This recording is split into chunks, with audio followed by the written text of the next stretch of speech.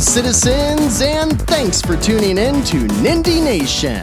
I'm Jeff, and today on episode 184, we've got all kinds of games worth checking out, and they're all releasing on the Nintendo Switch eShop this week. Let me know which games stand out to you down in the comments, and if you're on the fence, feel free to suggest a game for us to check out live on this Thursday's Nindies at Night stream. Now, as longtime citizens are aware, I do my best to cover every noteworthy game release. But sometimes a game drops without any warning, and that's when we break out the neglected Nindies. So hit that like button, subscribe if you're into indie games, and let's kick off episode 184 of Nindie Nation by taking a look at the two incredibly violent, noteworthy Nindies inspired by the classics of years gone by that released since episode 183. First up, developer Ludus Future releases their first game since forming in 2019, while also answering the question, what if God of War, but indie? With Demon Skin for $9.99. Actually, while it looks inspired by God of War, this game is much more like the brand of action RPG that I've somehow ended up playing like every few months. It's 2D, first of all, and while its combat looks pretty deep, it's mostly a hack and slash backed up by a ton of RPG and experience systems. It's all about some guy breaking some spell from something that's turning him into a demon. I don't know. There's a lot of skill trees, so I'm immediately interested, and the price is certainly reasonable. After Elderend and Lost Epic so far this year, following games like 3000th Duel and so many others before then, I'll probably put this on my wish list for a rainy day, but I do like what they've got going on here. And reviews happen to place it right around the it's alright category that you'd expect. And then we've got a game that I had no idea existed, but once I did, I was immediately sold. Death Wish Enforcers answers the question, what if the 90s arcade classic Sunsetriders, but Grindhouse? As its gameplay is almost identical. 4-player run-and-gun action, ridiculous weapons, but then instead of a western, it's bloody, campy 70s action movie fare. It's developed by Monster Bath Studios, who has previously released Battle Princess Madeline, a game I absolutely adore, and it's published by Limited Run Games. I had really hoped to have a copy by now, but it didn't come through, so I'm still hopeful that we'll have one in time for Nindies at Night, because this is a game I really want to check out. It's already available and is listed for $22.99, just in case you can't wait, but I think you can expect that we'll play this one on Thursday, so maybe hang tight.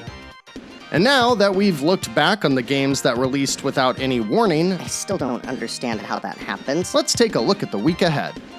These are the 11 new notable Nindies hitting the Nintendo Switch through Sunday, May 14th.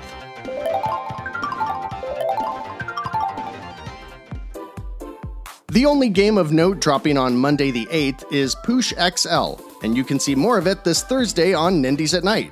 I love the one-button action games by Atom Vision Studios. I mean, this guy just knows how to make an addictive, one-more-try game almost like no other. Using visuals ripped straight from my favorite game of his, Ding Dong XL, this time instead of avoiding obstacles while playing Pong, you control a little ball with a rotating arrow. When you push a button, the ball flies in whatever direction the arrow is pointing. Therefore, your goal is to get as high as you can without running into anything, Sage life advice if you ask me, and bask in the neon techno aesthetic.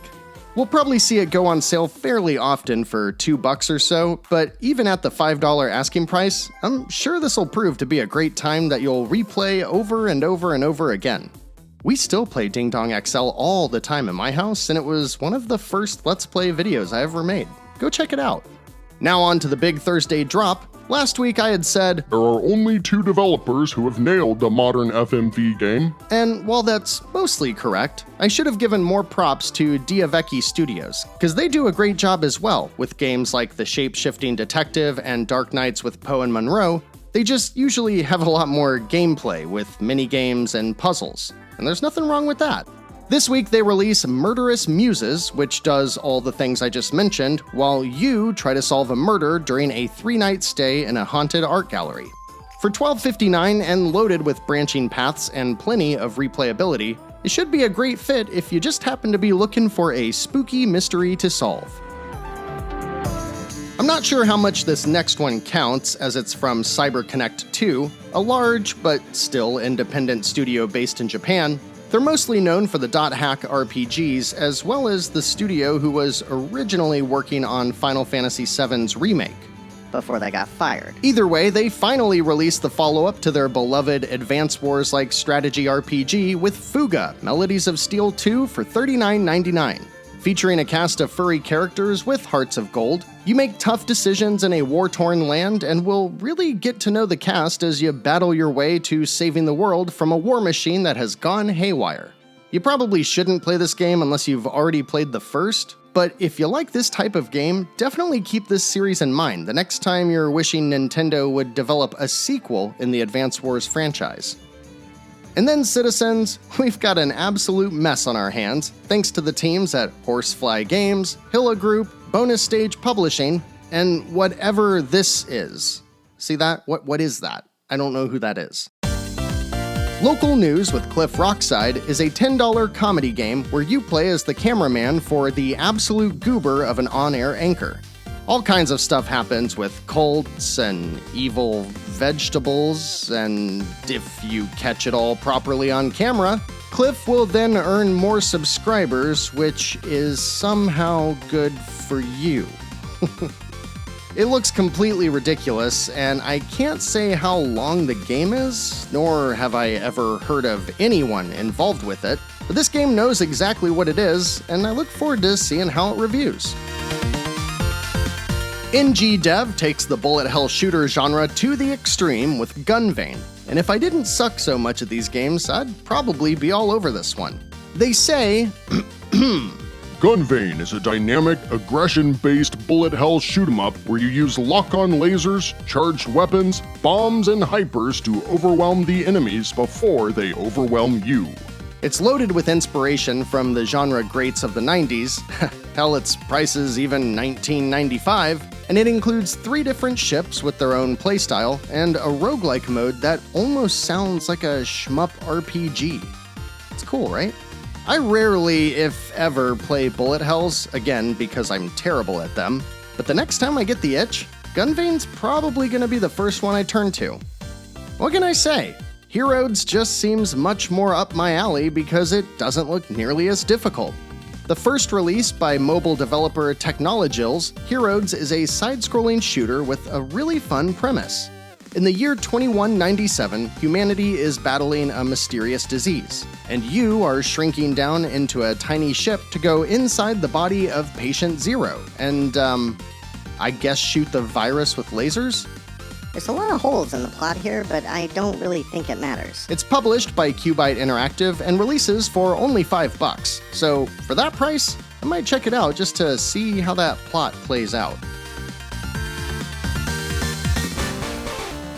Moving on to Friday, we've got a brand new RPG inspired by the 8 and 16-bit era, like Earthbound or Dragon Quest, with For a Vast Future from the cleverly spelled Retro for $14.99.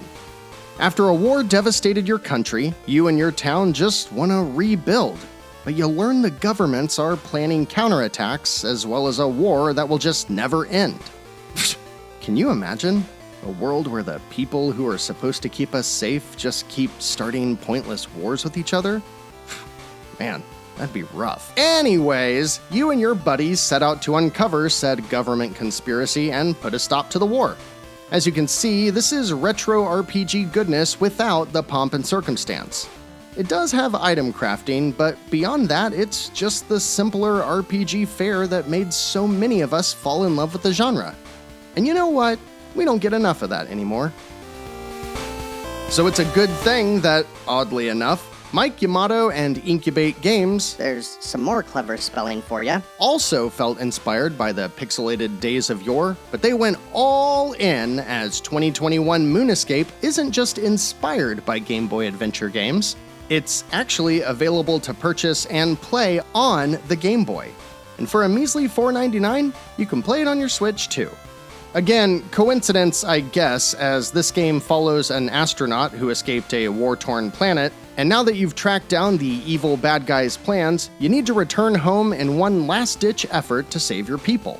You know, like Star Wars. Now, it looks like a top-down Zelda game, with lots of exploration in an open-ended world, but there's a bit more survival in this game, as the world is very dangerous and everything wants to kill you. It's almost... okay, bear with me. It's almost like the gameplay of Link's Awakening, but with plot and structure elements a bit closer to No Man's Sky. And get this, if that wasn't enough, you can even remove the Joy-Cons off your Switch, rotate it vertically, and use the touchscreen as if you were holding a Game Boy. How cool is that? I mean, it's not very helpful, but that's fun. There's a lot of neat ideas here. It's clearly a labor of love. And running at only $5? This is obviously a game the developer wants people to play more than he wants to make as much money off of it as possible, you know? It's kinda hard to find a reason why this game wouldn't be worth checking out. I love this stuff. And as usual, we round out the show with Ratalaika's weekly release, this time by Petite Games, whose title was named after the only thing my mom ever gave birth to. Little Disaster is a puzzle platformer with a lot of promise and a premise that's very easy to grasp. You control a little ball that can either roll itself side to side or blow yourself up, which is in turn your jump mechanic. You know, like Explosion Man, but just a little pixel art 2D affair. Looks like most of the 72 levels are single screen or at least pretty close, and this is the kind of puzzle platformer that I really enjoy. It's simple to grasp, there's lots of content, and your objective stays the same throughout your time learning all the ways you can leverage your, skill, as the levels become increasingly more complex. Little Disaster is also only $4.99, and just like that little ball, it serves as a great way to blow up this week's new releases. You know the drill. What stands out to you this week? I'm really feeling Moonescape and For a Vast Future, but I bet the games that get the most time out of me are Death Wish Enforcers and Poosh XL, both of which will be playing on Nindies at night, so be sure to join us this Thursday at 10 p.m. Eastern. Sound off down in the comments and keep me honest if I failed to mention your most anticipated game for the week, because we can always touch on it next time. Speaking of next time, we won't have an episode next week because I want to spend the entire weekend getting lost in Tears of the Kingdom, but you have got to see this game that kicks off next week's new releases. It's called Gekisu Benza Race Toilet Shooting Star. You see this? Do you see this right now? It's a downhill racing game where everyone is sitting on the crapper with their pants at their ankles. This is a real thing. It's the only game to ever release by Soft, and that's probably for the best. Do we need to play this on next week's Nindies at night? I think we might. That all depends on how much you want it, citizens. I guess we'll just have to wait and see, because we're all done for today. Thanks so much for watching, liking, subscribing, and sharing Nindie Nation with others. Until next time, I'm Jeff. This has been Nindie Nation episode 184. And remember, no matter what type of game you're looking for, Nindie Nation will be right here to help you find just the thing to keep your Joy-Cons synced.